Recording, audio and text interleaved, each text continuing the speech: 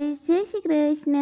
આ પાર્ટ 1 છે જે તમે ઓલરેડી જોયેલો છે। ન જોયો હોય તો ડિસ્ક્રિપ્શનમાં લિંક છે। તો ચાલો દ્વારકાની સફરમાં મારી સાથે। ગાઈસ, તો પોરબંદર હાઈવે ઉપર હોલ્ડ કરવામાં આવ્યો છે। સવારથી કાંઈ પણ નાસ્તો નહોતો કર્યો, જેથી વિચાર્યું કે અહીંયા હોલ્ડ થયો છે તો થોડોક નાસ્તો કરી લઈએ, કેમ કે આગળની સફર ઘણી લાંબી હતી।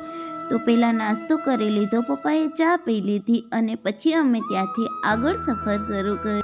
સવારના 5થી લઈને બપોરના 2 વાગી ગયા હતા ગાઈસ, અને આ સફરનો આખરે અંત આવ્યો અને દ્વારકામાં એન્ટ્રી થઈ ગઈ। ત્યાં તો બસમાંથી દ્વારકાધીશની 52 ગજની ધજા દેખાણી। દિલ ખુશીને મારું રડવા જ લાગ્યું ગાઈસ। કોવિડ નવી અને ચહેરા પર એક અલગ જ સ્માઇલ છે ગાઈસ। બહુ જ મજા આવશે દ્વારકાની ગલીમાં ઘૂમવાની। બિલીવ નથી થતું કે હું દ્વારકા આવી ગઈ છું।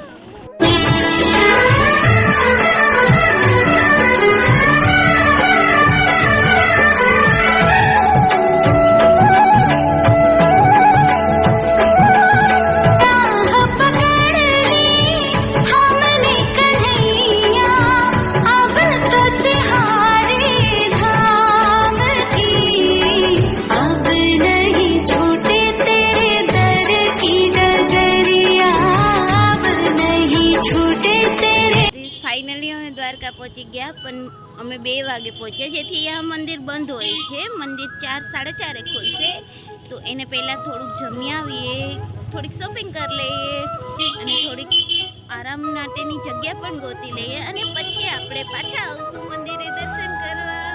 Stay tune guys.